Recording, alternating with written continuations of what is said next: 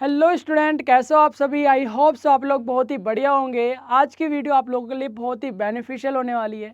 जो student 12th class में है या 12th क्लास कंप्लीट कर चुका है, उन बच्चों के लिए आज की वीडियो बहुत ही फ़ायदेमंद होगी, क्योंकि आज हम लोग बात करने वाले एक ऐसे एंट्रेंस टेस्ट की, एक ऐसे एंट्रेंस टेस्ट पेपर की जिसको देकर आप भारत की टॉप यूनिवर्सिटीज़ में अपना एडमिशन कर सकते हो और अपने मनपसंद कोर्स को कंप्लीट कर सकते हो। अगर आप मेडिकल फील्ड में आना चाहते हो तो ये एंट्रेंस टेस्ट आप लोगों के लिए बेस्ट रहेगा और इस एंट्रेंस टेस्ट के थ्रू इन टॉप यूनिवर्सिटीज़ में अपना एडमिशन कर सकते हो। तो कौन सी वो टॉप यूनिवर्सिटी है, किस तरीके का एंट्रेंस टेस्ट है और किस तरीके से आप लोग इस फॉर्म को फिलअप कर सकते हो, सारी जानकारी आज की वीडियो में देंगे। तो चलिए वीडियो में बने रहिए। स्टार्ट करते हैं आज की वीडियो को। आज हम बात कर रहे हैं CUET की। CUET यानी common university entrance test. CUET एक प्रकार का ऐसा एंट्रेंस टेस्ट है जो कि सेंट्रल लेवल पे किया जाता है।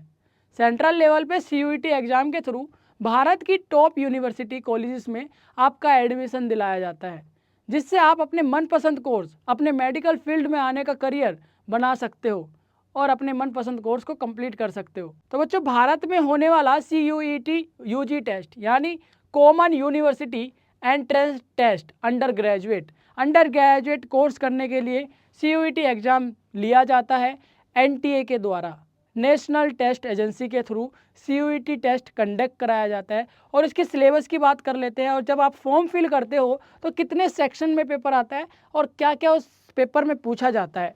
तो देखिए बच्चों, जब भी आप CUET का एग्ज़ाम फिल करने जाओगे तो फॉर्म में आपको ये 3 चीज़ ज़रूर भरनी होती है। Number 1 language, number 2 domain subject और नंबर 3 जर्नल एप्टीट्यूड। अगर आप CUET एग्ज़ाम टेस्ट कंप्लीट कर लेते हो, पास कर लेते हो, तो टॉप यूनिवर्सिटीज़, मैं यूनिवर्सिटीज़ के नाम भी बताऊंगा कि कौन कौन सी यूनिवर्सिटी है जिसमें आप एडमिशन ले सकते हो, CUET के अंडर आती है। तो इन टेस्ट के थ्रू आप उन यूनिवर्सिटी में एडमिशन ले सकते हो। तो पेपर जो आता है, आपका जो टेस्ट आता है एंट्रेंस टेस्ट, उसमें 3 सेक्शंस बने होते हैं। सबसे पहले क्वेश्चंस आते हैं आपका लैंग्वेजेस का। सबसे पहला सेक्शन आता है बच्चों लैंग्वेजेस का। लैंग्वेजेस का आपको पेपर देना होता है। लैंग्वेज का पेपर में आप जितनी भी आपकी जो भी भाषा है उस लैंग्वेज को चूज कर सकते हो और उसी से रिलेटेड आपका वहाँ पे एग्जाम पेपर आएगा। उसके बाद आता है डोमेन सब्जेक्ट। डोमेन सब्जेक्ट का मतलब होता है जो भी कोर्स आप करना चाहते हो 12th क्लास में जो आपके पास था। फॉर एग्जाम्पल आपको BSc नर्सिंग करना है तो डोमेन सब्जेक्ट आपके पास क्या होंगे, क्या चुनोगे, PCB। ठीक है, जो भी क्राइटेरिया होगा उस कोर्स का कि इस कोर्स के इनरोल होने के लिए, BSc नर्सिंग करने के लिए क्या चाहिए होता है, 12th क्लास में PCB सब्जेक्ट चाहिए होता है। तो आप लोग फिजिक्स, केमिस्ट्री, बायोलॉजी यहाँ पे डोमेन सब्जेक्ट में चूज करते हो। Physics, chemistry, biology 12th batch का पेपर आता है और आप लोगों को डोमेन सब्जेक्ट जो चूज किए हैं फिजिक्स, केमिस्ट्री, बायोलॉजी, वहीं से पेपर आएगा। ठीक है ना, जो आप लोग फॉर्म में फिल करोगे उसी का पेपर आपको देना है। इसके बाद जर्नल एप्टीट्यूड। जर्नल एप्टीट्यूड आपको जर्नल नॉलेज से क्वेश्चन आते हैं। तो ये 3 सेक्शन को मिला के एक क्वेश्चन पेपर बनता है जिसको आप लोगों को अटेम्प्ट करना होता है। तो इन तीनों सेक्शन को मिला के आपका एक एग्जाम पेपर बनाया जाता है जो कि CBT कंप्यूटर बेस्ड टेस्ट के माध्यम से उसको दिया जाता है। आप लोगों को सेंटर पे जाना होता है और सेंटर पे कंप्यूटर रखे होते हैं, उस कंप्यूटर पे आपको पेपर देना होता है ऑनलाइन मोड में। CUET के माध्यम से आप लोग मेडिकल कोर्सेज कर सकते हो और सेंट्रल यूनिवर्सिटी, स्टेट यूनिवर्सिटी और डीम्ड यूनिवर्सिटी, कॉलेजेस, इंस्टीट्यूट में आप लोग एडमिशन ले सकते हो। जो ये CUET UG टेस्ट है वो NTA कंडक्ट कराता है। NTA यानी नेशनल टेस्ट एजेंसी। NTA के माध्यम से ही CUET टेस्ट होता है, इन्हीं की निगरानी में होता है और इन्हीं के सेंटर पे होता है। 1 मार्च से 22 मार्च 2025 के एप्लीकेशन फॉर्म निकले हुए थे। लास्ट डेट 22 मार्च थी जो कि निकल चुकी है। अब आप लोग इसको भर नहीं सकते। जिन बच्चों ने भर दिया है तो वो लोग मॉडिफिकेशन कर सकते हैं। फीस उनकी 23 मार्च तक लास्ट डेट है कि 23 मार्च तक उनकी फ़ीस कट जाए। अगर एप्लीकेशन फॉर्म फिल हो चुका है और फीस नहीं कटी है तो वो 23 मार्च तक उनको टाइम दिया हुआ है कि फ़ीस कटा लीजिए। अगर 23 के बाद उनकी फ़ीस नहीं कट होती देन उनका एप्लीकेशन फॉर्म रिजेक्ट हो जाएगा। ठीक है, और 24 और 26 मार्च के लिए आपका जो करेक्शन है, करेक्शन डेट दी हुई है। अगर आपको लगता है कि कोई एप्लीकेशन फॉर्म में दिक्कत आ चुकी है तो आप लोग करा सकते हो। तो ये उन बच्चों के लिए जिन बच्चों ने 22 तारीख से पहले CUET एप्लीकेशन फॉर्म फिल कर दिया है। मैंने अपडेट दी भी थी कि 22 तारीख लास्ट डेट है, जिन बच्चों को CUET एग्ज़ाम भरना है वो भर लीजिए। तो ये कुछ बात थी CUET एग्ज़ाम की। लेकिन जिन बच्चों ने CUET एग्ज़ाम नहीं भरा या फिर वो नेक्स्ट ईयर देना चाहते हैं तो ध्यान रखिएगा, मार्च में ही CUET एप्लीकेशन फॉर्म रिलीज होते हैं और CUET का एप्लीकेशन फॉर्म भरने के लिए आप लोगों को CUET UG 2025 की ऑफिशियल वेबसाइट पे जाना होता है, जहाँ पे इसकी रजिस्ट्रेशन लिंक आती है, वहाँ पे न्यू रजिस्ट्रेशन करना है, देन CUET एप्लीकेशन को भरना है। ओके, वो नेक्स्ट ईयर आप लोगों को देना पड़ेगा। इस ईयर में एप्लीकेशन फॉर्म बंद हो चुके हैं, 22 तारीख लास्ट डेट थी। हर साल की मार्च महीने में ही CUET एप्लीकेशन फॉर्म रिलीज होते हैं, तो नेक्स्ट ईयर आप लोगों को देना है। और जिस बच्चे ने एप्लीकेशन फॉर्म भर दिया है तो बहुत अच्छी तरीके से तैयारी करे। जिन बच्चों ने CUET एप्लीकेशन फॉर्म फिल कर दिया है तो ध्यान से अपनी तैयारी करे और अच्छे कॉलेज में एडमिशन ले ले। चलिए वीडियो को आगे करते हैं, जानते हैं कि कौन कौन सी यूनिवर्सिटी है जो CUET के अंडर में आती है। अगर आप CUET क्रैक करते हो तो कौन सी यूनिवर्सिटी आप लोगों के लिए बेस्ट होगा। CUET एंट्रेंस टेस्ट के माध्यम से आप लोग बहुत सारे courses, paramedical, medical, technical courses को कंप्लीट कर सकते हो, जैसे कि B pharma, D pharma, BSc forensic, BSc nursing, BSc RT, BSc MRT, BSc RIT, BMLT, ये सारे पैरामेडिकल्स, टेक्निकल और मेडिकल कोर्सेज है।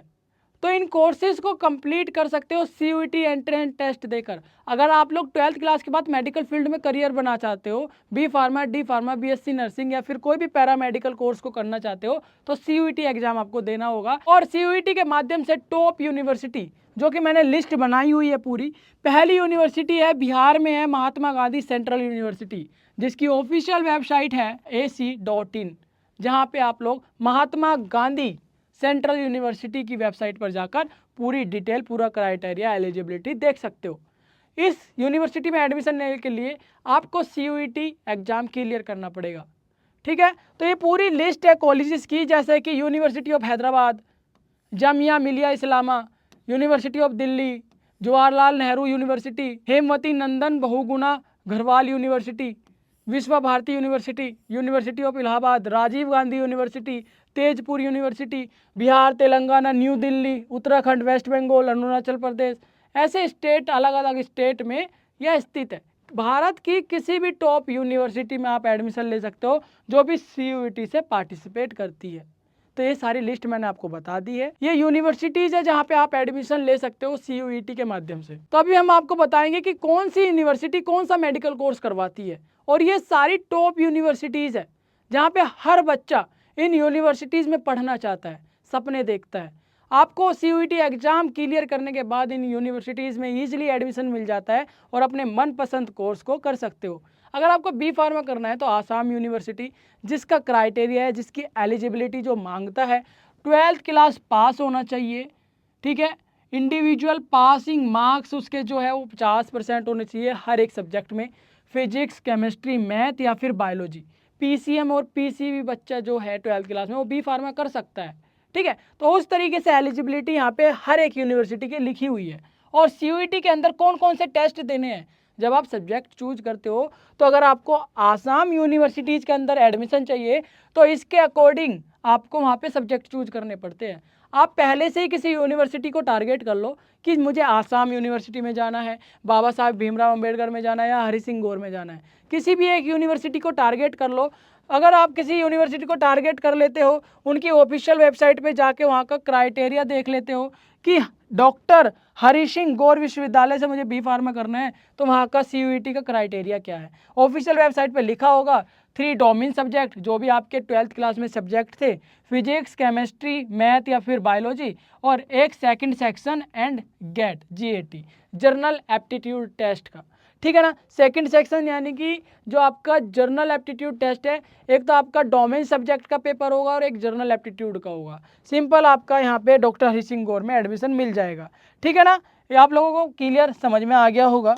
अब मैं बात कर लेता हूँ आगे और दूसरी टॉप यूनिवर्सिटीज़ की। गुरु घासीदास विश्वविद्यालय है जहाँ से आप B फार्मा, D फार्मा कर सकते हो। यहाँ पे बच्चों देखिए ना, आपको क्या करना है, जर्नल एप्टीट्यूड का टेस्ट देना है और आपका डोमेन सब्जेक्ट का टेस्ट देना है। जर्नल एप्टीट्यूड और डोमेन सब्जेक्ट का पेपर देना है, आपका एडमिशन हो जाएगा किसमें, गुरु घासीदास विश्वविद्यालय में, जो कि एक अच्छी यूनिवर्सिटी है।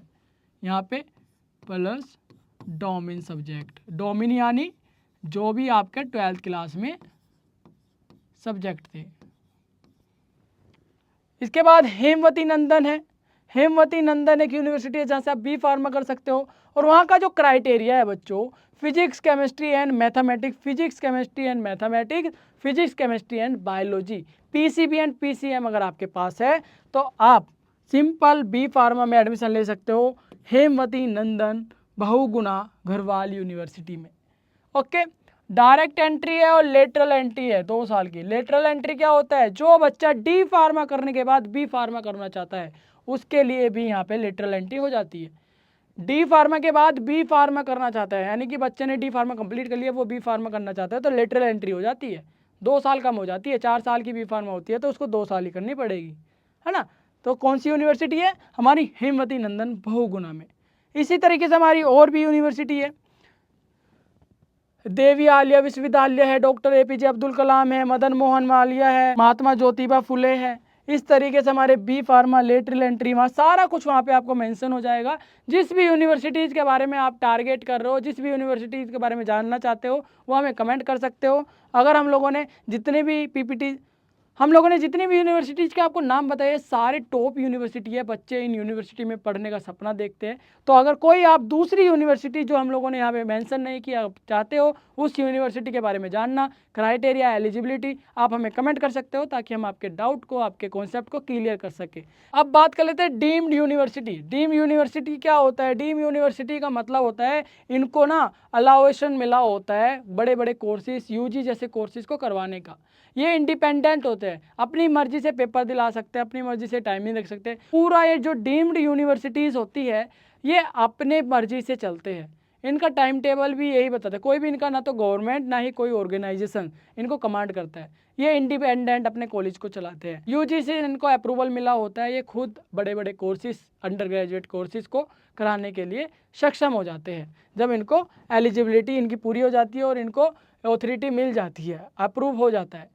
तो डीम्ड यूनिवर्सिटी, सीयूईटी से आप डीम्ड यूनिवर्सिटी से भी आप अपने मनपसंद कोर्सेज को कर सकते हो। डीम्ड यूनिवर्सिटी जैसे कि Ponnaiyah, Ramajayam Institute of Science and Technology, तो डीम्ड यूनिवर्सिटी से भी आप बी फार्मा, बीएससी ऑप्टोमेट्री जैसे कोर्सेज को कर सकते हो, बी फार्मा कर सकते हो। बीएससी ऑप्टोमेट्री का मतलब होता है जो आंखों की जांच करते हैं, चश्मे वगैरह बनाते हैं, उसकी स्टडी करनी है, डिग्री कोर्स है, तो ये भी कर सकते हो डीम्ड यूनिवर्सिटी से।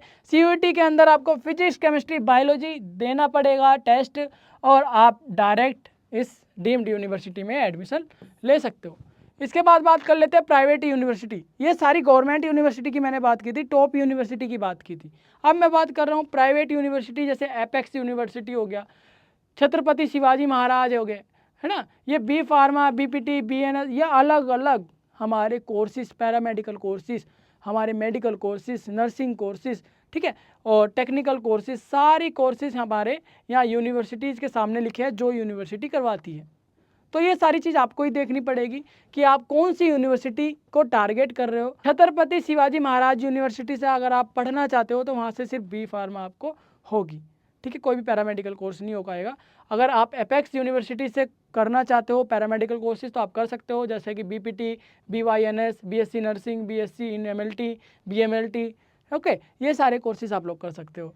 अगर आप लोग गैलगोथियस यूनिवर्सिटी से बीएससी मेडिकल बायोटेक्नोलॉजी करना चाहते हो, मेडिकल बायोटेक्नोलॉजी करना चाहते हो, बीपीटी करना चाहते हो, बीएससी नर्सिंग करना चाहते हो, एमएलटी करना चाहते हो, बीपी ऑप्टोमेट्री करना चाहते हो, पैरामेडिकल कोर्सेज करना चाहते हो जो यहाँ पे मेंशन किए हुए हैं, बीएससी इन कार्डियोवास्कुलर करना चाहते हो टेक्नोलॉजी, तो ये सारी चीज़ें कर सकते हो। ये प्राइवेट कॉलेजेस है। ये है हमारे आईआईएमटी यूनिवर्सिटी। आईआईएमटी यूनिवर्सिटी से आप क्या कर सकते हो, पैरामेडिकल कोर्स कर सकते हो, टेक्निकल कोर्स कर सकते हो, बी फार्मा, और आप मेडिकल कोर्स कर सकते हो जो कि है बीएससी नर्सिंग, ठीक है। तो ये सारे कोर्सेज आप लोग प्राइवेट यूनिवर्सिटी से कर सकते हो सीयूईटी एग्ज़ाम को देकर।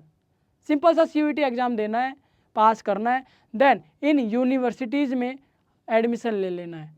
ओके, और भी कोई जानकारी हो, और भी कोई कॉन्सेप्ट क्लियर नहीं हो, डाउट हो किसी चीज़ को लेके सीयूईटी से लेके, तो आप हमें पूछ सकते हो।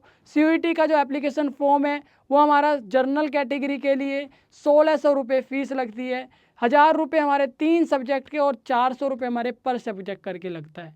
अगर आप सिंपल डोमेन सब्जेक्ट चूज करते हो, डोमेन सब्जेक्ट के सिर्फ 1000 रुपये लगेंगे। अगर उसके ऊपर जितने भी सब्जेक्ट ऐड होंगे, सब्जेक्ट ऐड होते क्यों है, अलग अलग यूनिवर्सिटी का बच्चों अलग अलग क्राइटेरिया होता है, ठीक है, कि कोई कोई यूनिवर्सिटी कहती है मुझे सिर्फ जनरल एप्टीट्यूड का पेपर लेना है, मैं एडमिशन ले लूँगा। कोई यूनिवर्सिटी कहती है कि मेरे को जनरल एप्टीट्यूड के साथ डोमेन सब्जेक्ट का पेपर चाहिए।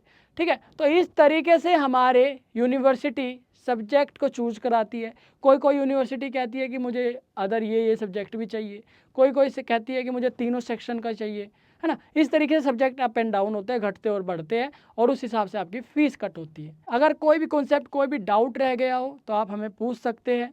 जिन बच्चों ने एप्लीकेशन फॉर्म भर दिया है वो ऑल द बेस्ट, अच्छे से तैयारी करें ताकि आपका जो सपना है वो पूरा हो सके। जिन बच्चों ने अभी तक फॉर्म नहीं भरा, नेक्स्ट ईयर मार्च महीने में आपके एप्लीकेशन फॉर्म रिलीज़ होते हैं, तो ध्यान रखिएगा ताकि आप लोग अपने एप्लीकेशन फॉर्म फिल करने में चूक ना जाओ। मैं मिलूंगा एक और प्यारी ऐसी इंफॉर्मेटिव वीडियो में, तब तक के लिए बाय बाय। कोई भी कॉन्सेप्ट, कोई भी डाउट अगर आपका रह गया हो तो आप हमें कमेंट कर सकते हैं, आपका डाउट ज़रूर क्लियर करेंगे। Thank you.